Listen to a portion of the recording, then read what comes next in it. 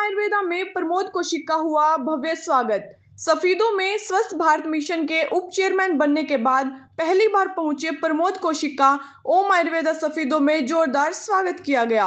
ओम आयुर्वेदा के आचार्य विकास कुमार ने प्रमोद कौशिक का फूल मालाओं और गुलदस्ता भेंट कर अभिनंदन किया। विकास कुमार जी ने कहा कि प्रमोद कौशिक के नेतृत्व में प्रधानमंत्री नरेंद्र मोदी के स्वस्थ भारत के संकल्प को नई गति मिलेगी।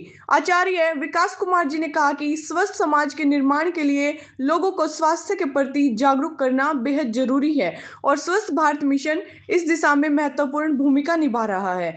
वहीं प्रमोद कौशिक जी ने कहा कि स्वस्थ भारत मिशन का उद्देश्य देश के प्रत्येक नागरिक को स्वास्थ्य के प्रति जागरूक करना है। प्रधानमंत्री नरेंद्र मोदी के स्वस्थ भारत के संकल्प को जन जन तक पहुंचाने के लिए पूरी प्रतिबद्धता के साथ कार्य किया जाएगा।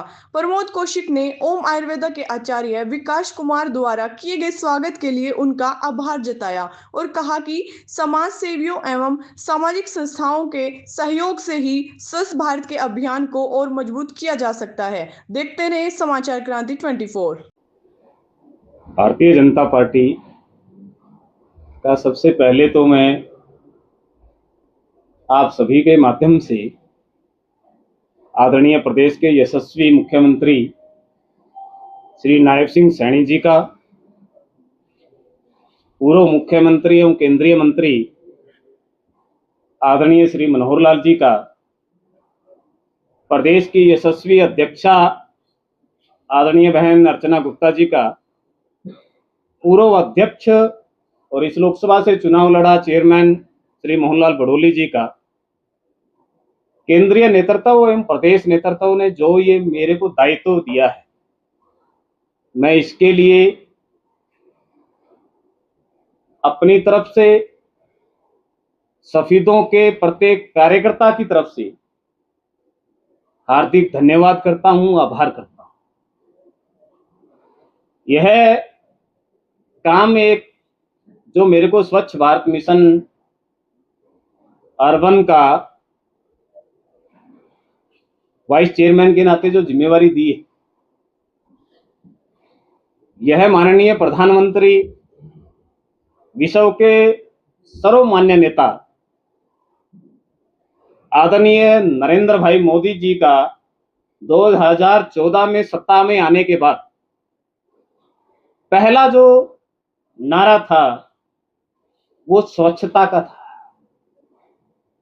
जब देश के प्रधानमंत्री जी ने हाथ में झाड़ू उठाया तो विपक्ष ने तरह तरह की बातें बनाई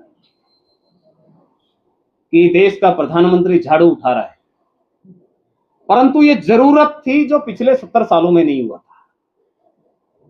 जब हम विदेश के मानचित्र पर भारत को देखते थे तो कहीं ना कहीं पहला फोकस जो होता है वो उनकी सुंदरता, दिखावे और उस पे होता है। जब भी विदेश से कोई भी डेलीगेशन, राष्ट्रपति, प्रधानमंत्री हमारे देश में आता था तो कहीं ना कहीं गांव में विचरण करने जब जाता था वो कहता था कि अच्छा, आज भी गांव में लाइट नहीं है, पानी नहीं है, शौचालय नहीं है। तो पहला बीड़ा आदरणीय प्रधानमंत्री जी ने कि हर घर में शौचालय होना चाहिए, यह उठाया और माताओं बहनों को सम्मान देने का काम किया। उसके बाद हम जब तुलना करते हैं, जब हम विश्व में किसी भी देश में जाते हैं, आप सब मित्र भी कभी गए होंगे, तो कनाडा या कोई भी कंट्री में जाते हैं तो वहां जाने के बाद हम कोई भी चीज खाते हैं और उस रैपर को फेंकते नहीं है, उसको या तो अपने बैग में रख लेते हैं या जेब में रख लेते हैं। क्यों? वहां देखते हैं कि अच्छा साफ सफाई है। ये 2014 का पहले का भारत था, और जब भारत में आते थे तो हम ये सोचते अच्छा क्या अपना ही तो है, परंतु वो दिशा बदली है। आज भारत के अनेकों रेलवे स्टेशन ऐसे हैं जिन पर आए दिन युवा रील बनाकर डालता है स्वच्छता के बारे में, सुंदर और भव्यता के बारे में। आज हमारे एयरपोर्ट विदेशों को टक्कर देने वाले। आज अनेकों गांव वहां के सरपंच की मेहनत के दम पर आज स्वच्छता का केंद्र बिंदु बने। आज ये कहीं ना कहीं जीवन का हिस्सा बना है और आदरणीय देश के प्रधानमंत्री जी यही चाहते थे। और ये महकमा बनाने के पीछे भी, एक अभियान के पीछे भी सोच भी यही है कि सबसे पहले हमारे हरियाणा में है ना कि जिसके घर पे सुथरा होता है, साफ सुथरा होता है, उसके आदमी जाके अपने आप को इज्जत मान पाता है, और जिसके यहाँ पर गंद हो तो वहां से 5 मिनट में निकल जाता है।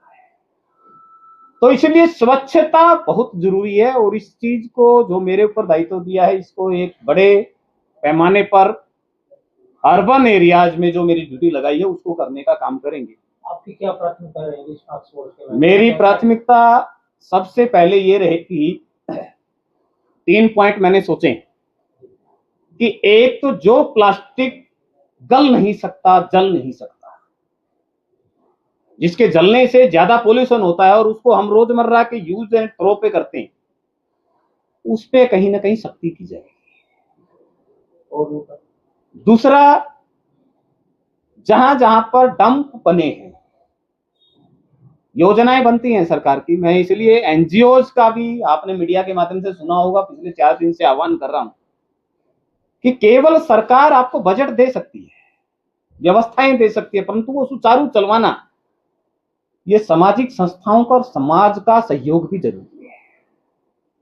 इसलिए मैं आपके मार्फत भी और पहले भी आह्वान कर चुका हूं कि सभी सामाजिक संस्थाएं और प्रतिनिधि, मैं परसों पेहवा के अंदर था, तो पेहवा में जनप्रतिनिधि एमसी और ये बैठे थे, मैंने उनको कहा बड़ा बदलाव कर दोगे ये मत सोचो, जब आदमी पहाड़ को उठाने की सोचता नहीं उठा पाता, परंतु वो किसी एक कोने को सरकाना चाहे तो कहीं ना कहीं अपनी क्षमता से हिला सकता है।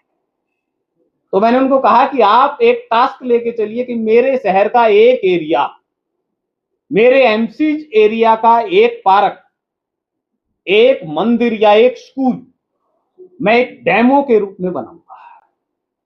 और वो मैंने उनके बीच में आह्वान दिया था, आप सभी तो विधानसभा के सब मेरे मित्र साथी हैं, आप यदि जाके देखेंगे तो मेरे गांव का स्कूल देखिए, गवर्नमेंट सीनियर सेकेंडरी स्कूल है, आप जाके देखेंगे तो वहां के प्रिंसिपल ने इतना इनिशिएटिव लेके पार्क से लेकर और एक एक व्यवस्था, कैमरे, शौचालय और एक एक व्यवस्था को उन्होंने गढ़ने का काम किया है।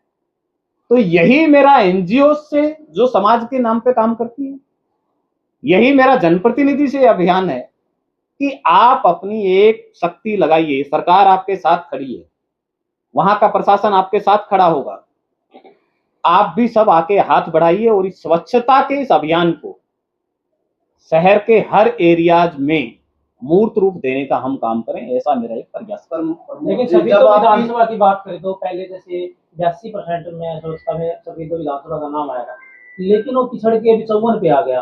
डोर टू डोर की बात हो या डंपिंग पॉइंट की बात हो, उसमें चटनी तो सभी तो पिछड़ता जा रहा है। विधानसभा आप देखते होंगे कचरे के ढेर आपको पूरे शहर में अभी आप गुजरे बिल्कुल जो वर्तमान स्थिति है, वो जो कर्मचारी हड़ताल पे है, उस कर्मचारी हड़ताल की लगभग 21 डिमांड उनकी थी, उस पे 13-14 पे सरकार की तरफ से सहमति बन चुकी है, कुछ पे और बातें चल रही हैं, बहुत जल्द सकारात्मक इसका परिणाम आने वाला है। और वही एक उसके बाद की जो मैं कह रहा हूं, जब ये ही हमारे हरियाणा प्रदेश के भाई बहन हैं जो इसमें सब काम कर रहे हैं, उनसे भी मैंने कल भी और आज भी मीडिया के माध्यम से निवेदन किया था कि आपका ही प्रदेश है और उसको सुंदर बनाने के लिए आपकी जो डिमांडें हैं उनको भी मानेगी सरकार, परंतु आप भी एक बड़ा मन बना के हरियाणा को और अपने इलाके को, सफीदों को स्वच्छ बनाने का आप सब प्रयास करें, ऐसा निवेदन है। और सरकार इस पे बहुत जल्दी सकारात्मक रूप दिखाने वाली है। आप भी बड़ा मन बनाए, सभी जो हड़ताल पे कर्मचारी हैं। प्रदेश का हालात तो मान सकते हड़ताल की वजह से, लेकिन सफीदों में तो आजकल डंपिंग पॉइंट के स्थान है ही नहीं।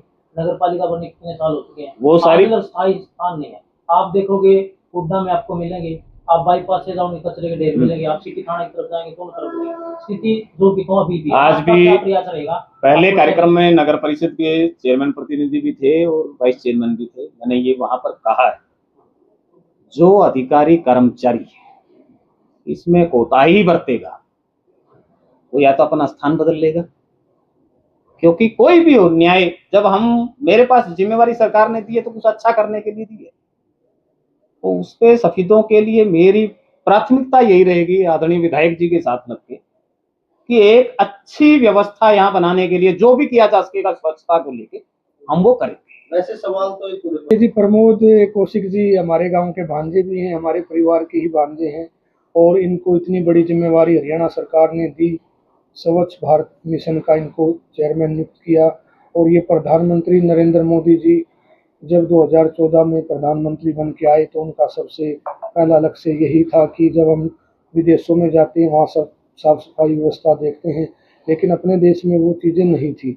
2014 के बाद इन सभी चीज़ों में परिवर्तन आया और आज हम देखते हैं कि हमें भी गर्व होता है, हम अपने बड़े शहरों में जब जाके देखते हैं कि हाँ साफ सफाई वाकई में ही, जैसे अभी मैं पीछे विदेशों में कई जगह गई, दुबई में गई, तो वैसी हमें साफ सफाई अपने गुड़गांव में भी देखने को मिलती है।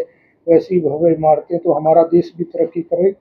और प्रमोद कौशिक जी को शहर का जो मतलब स्वास्थ्य की सफाई के लिए इनको एक बहुत बड़ी जिम्मेवारी मिली है और हम भी चाहेंगे कि इनके सानिध्य में, इनके मार्गदर्शन में सफेदों जो हमारा शहर है, सिटी है, वो और ज़्यादा साफ स्वच्छ बने। और प्रमोद जी से हम यही उम्मीद चाहेंगे। जय हिंद, जय भारत। और इनको चेयरमैन नियुक्त किए जाने पर हरियाणा सरकार को धन्यवाद करते हैं और प्रमोद जी को बधाई देते हैं। जय हिंद, जय भारत, धन्यवाद।